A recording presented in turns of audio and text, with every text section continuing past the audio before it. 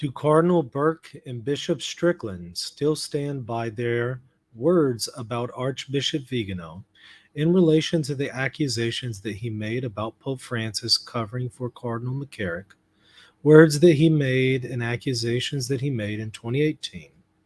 Do they still stand by what they said about Vigano, not only in light of the excommunication trial he's undergoing, but in light of the bombshell news that Vigano did not follow up with claims, credible claims, about McCarrick? Stay tuned to find out.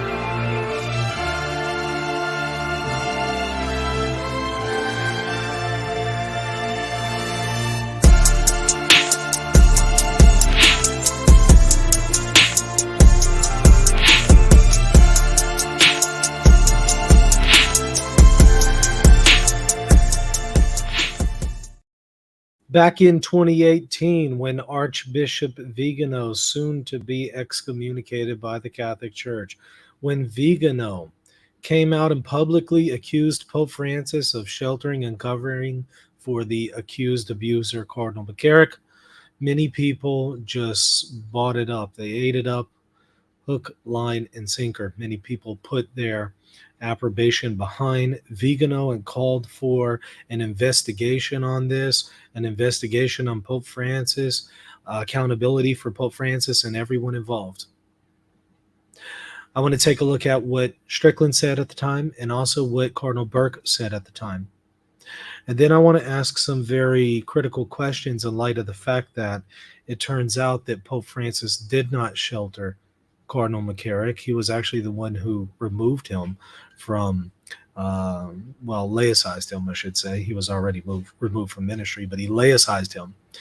And it was actually Vigano, who as apostolic nuncio in 2012, was to follow up with a credible claim made against Vigano. He failed to do that. He also failed in a number of instances related to McCarrick. All of this I document in a very thorough, detailed video called Uncovering the Real Story, Archbishop Vigano and Cardinal McCarrick. I'll put a link to it in the show notes. But that information came out 4 years ago. For some reason, most people have overlooked it.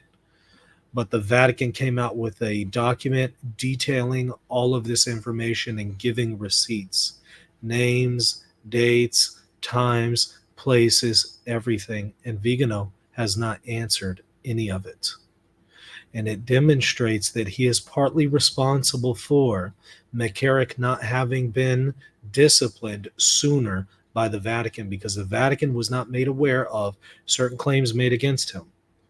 And he did not follow up with certain claims that were made against him, despite the Vatican telling him to look into certain things in relation to McCarrick. So I want to ask the question for all those bishops who came out in 2018 and they asked for transparency and they asked for accountability, and they threw in a good word for Vigano, and in some cases said Vigano's claims are credible. Now that it turns out they're not credible, are they going to come out and publicly clear Pope Francis's name? Because right now, as we speak, people are saying Vigano's not being excommunicated because he's a schismatic. Vigano's being excommunicated because he's a whistleblower, and he showed that Pope Francis was covering for a sex abuser. Well, it turns out that's false. But a lot of people still believe that because all of these bishops and cardinals and shepherds who said this stuff in 2018, said really good stuff and vouched for Vigano, they never set the record straight when the information came out that Vigano did not tell the truth, and that Vigano is partly responsible for certain problems in relation to the McCarrick situation. To this day, they're ignoring that and have not set that record straight.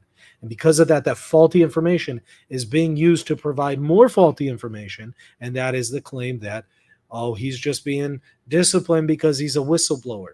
So let's take a look at what these men said, and let's ask some important questions. Here is Strickland at the time. August 26, 2018, Bishop Strickland, Catholic Culture. This was when he was still a bishop and had a diocese. I mean, now he's a retired bishop with no diocese. But at the time, he was Bishop of Tyler. Dear priests, deacons, religious, and all holy faithful of the Diocese of Tyler. A letter seen below by Archbishop Vigano, former nuncio to the United States, raises grave allegations and calls for the resignation of numerous high-ranking prelates, including Pope Francis.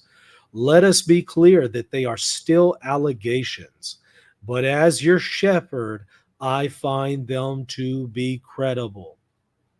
So he said, hey, this was credible. It turns out that in this document that came out from the Vatican, the 10th of November 2020, turns out they're not credible. And it turns out that if you go to the most relevant portion that you'll want to read, if you don't watch this whole video that I did detailing everything, at least go to pages 378 to 388 and read the section on information received by Nuncio Vigano from Priest 3. Priest 3 is one of the abused priests. And Cardinal Wale's instructions to Vigano on what to do about this claim, to follow up with the claim of this priest who said he was abused by McCarrick. Vigano was to follow up with this. He never did. They provide all the documentation, all the receipts, everything. So it turns out the claim wasn't credible about Pope Francis. But instead, what is credible is that it looks like Vigano really dropped the ball in investigating McCarrick and is partly responsible for some situations in relation to McCarrick as a result. So Strickland was 100% wrong. Now, in 2020, did Strickland retract this and say, hey, guys, I'm so sorry? No, he didn't. He didn't shepherd his flock in 2020 and say, oh, I got it wrong, back the wrong guy, and let me clear the name of Pope Francis. Didn't clear his name, neither in 2020 nor in 2024. Still hasn't cleared Pope Francis's name. And thus, many people who follow these guys still believe that Vigano's claims were credible, and yet they weren't. And it's partly because of men who vouched for him when they shouldn't have. And when all of the evidence is now presented to them, they're silent. They don't have a word to say. But I tell you what, if the report had shown that, you know what, there actually is good, credible evidence against Pope Francis, oh, they would have been all over it. He says, using this standard, the response must be a thorough investigation, similar to those conducted anytime allegations are deemed to be credible. So he's calling for an investigation, and you got it. There it is. I do not have the authority to launch such an investigation, but I lend my voice in whatever way necessary to call for this investigation. And here's the kicker. And urge that its findings demand accountability of all found to be culpable, even at the highest levels of the church. See, he was calling for Pope Francis to be held accountable. And he's saying, hey, I'm calling for accountability. But when it turns out that the guy he backed up was complicit in some of this stuff, and Pope Francis wasn't, all of a sudden demands for accountability are thrown out the window. So Bishop Strickland, do you have anything to say about this? Any comments now? 4 years after the information has been out, have you actually read this document and checked this information? You demanded this investigation, Bishop Strickland. You asked for it. Now you got it. Are you going to read it? And once you read it and you see all the receipts are there, are you going to demand accountability of Vigano and then demand that Pope Francis's name is cleared? We'll see. We'll see what you do. He posted this April 23rd. I believe he also reposted this earlier today, but I don't see it anymore.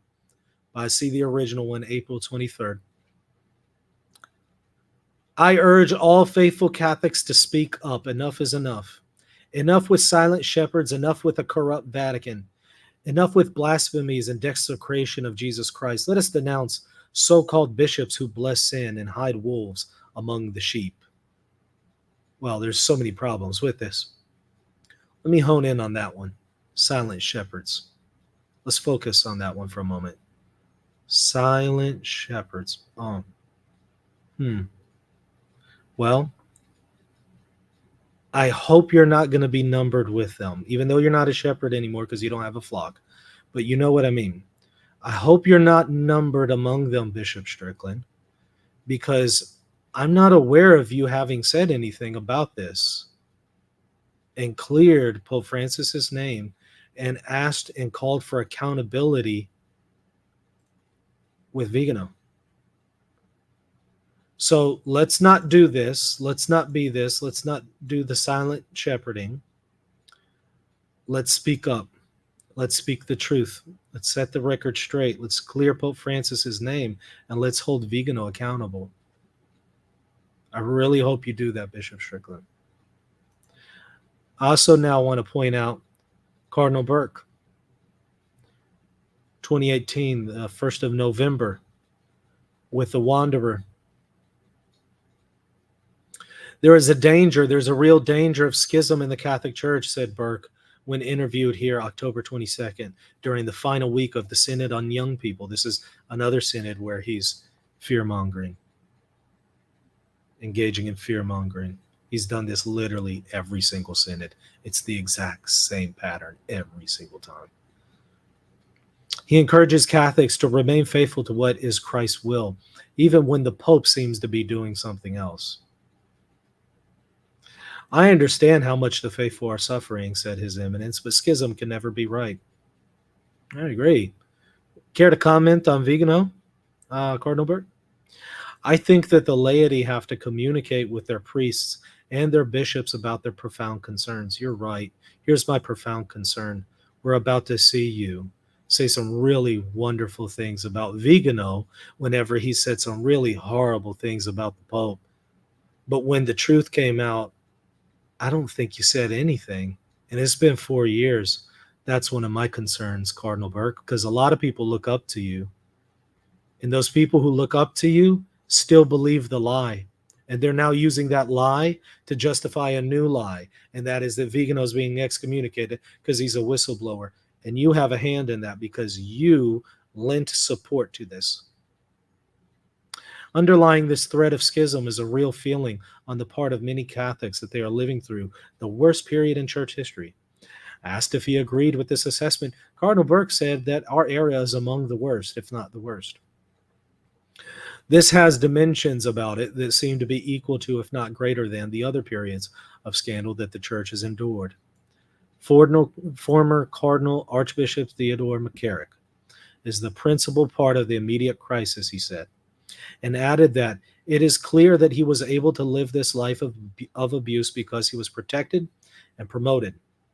Asked what period of church history ours most resembles, Cardinal Burke said that one would think of the Renaissance, which involved both financial and sexual scandals that corrupted the clergy. He recalled also the treatise of the 11th century of St. Peter Damian on the plague of the homosexual agenda in his own era. Now in our time, that has to be addressed in a very thorough and effective way. Now watch this. Archbishop Vigano, the former nuncio to the United States, who has now issued 3 statements decrying cover-ups of sexual abuse, attests that he has made those revelations because he fears losing his soul if he doesn't. Except he doesn't feel like he needs to address all the evidence against him. Where's the concern for his soul there? Vigano doesn't seem to show that concern because he doesn't address all of the evidence against his claims. The Wanderer asked Cardinal Burke what specific answerability the church church leaders have in these matters. The evils he had denounced are of the most serious nature, he replied. And if they are true, then he was obliged in conscience to act as he did. The law of God in these matters is higher than, for example, the pontifical secret. We ought to take very seriously all that Vigano said, as Vigano affirms that he has evidence. To do otherwise is to be negligent. Oh, that's interesting. So it's negligent to not follow up with the evidence, right? And to not consider the evidence, right, Cardinal Burke? And yet it turns out he didn't have the evidence, but the evidence is contrary to what he said. And it's important not to be negligent in examining evidence, right, Cardinal Burke? So let's do that. Let's examine this evidence that's been out for 4 years, and let's get your statement on it. Let's get your thoughts on it. It seems desperately needed according to your own words. He says, I don't think there's any doubt that he did this for the good of the church. Okay, well, now we can question that in light of the evidence to the contrary. Cardinal Burke described the embattled former nuncio as a person of the greatest integrity. Well, you vouched for his integrity, Cardinal Burke.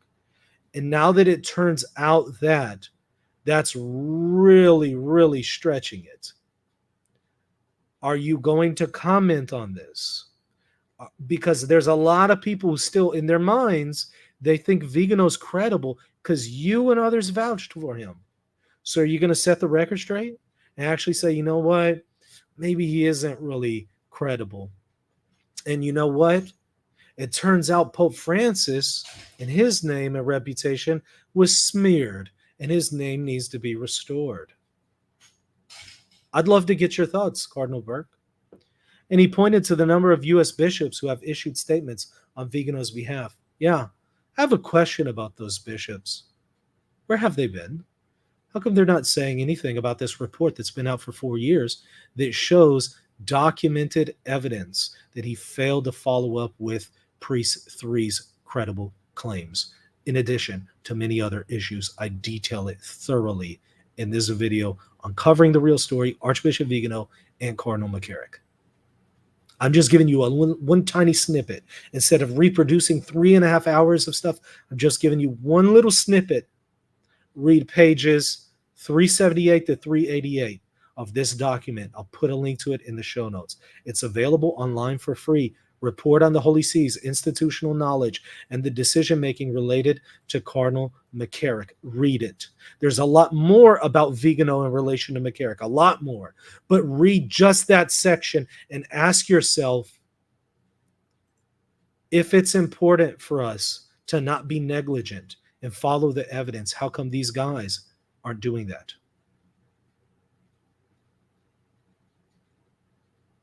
It's a sincere question. Hopefully they'll do the right thing. And I hope that Strickland and Burke will come out and say, at the time we thought he was credible, it turns out there's evidence to the contrary, and we want to clear Pope Francis's name, and we want to hold Vigano accountable. I hope they do that. If they don't, then everything they said was hypocritical, because they only said it whenever they thought that Pope Francis was in the crosshairs. But all of a sudden, when it's guys that they vouch for are in the crosshairs, then they're silent. Then they don't hold to the standard of accountability. It would mean they're hypocrites. So if they don't say anything, and they haven't in 4 years, to my knowledge, if I'm missing something, send it to me. If they don't say anything, you know what it is. And please don't say, well, maybe they just don't know. A document that's been out for 4 years, and if that's true, then that again shows hypocrisy, because right here, Cardinal Burke is saying it would be negligent not to look into the evidence. Well, there it is. So don't tell me he didn't read this. Because if you say he didn't read it, then he himself is negligent according to his own words. And if he did read it, then why hasn't he presented the truth and cleared Pope Francis's name and held Vigano accountable? Those are questions you need to explore. I think there's answers for them, but I'll let you figure what they are. Now, I also want to address this other part in the interview. We've seen Burke over and over and over say that magisterial documents of Pope Francis are not magisterial. Over and over, at least 5 times to my knowledge.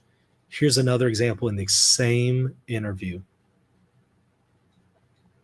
He says there's also a serious question about whether the Synod's final document can become ordinary magisterium simply because the Pope declares it so. That's not true. There's no doubt here. And as a canon lawyer, he should know that because there are canons specifically for this purpose, making that very clear. But that's not the biggest issue here.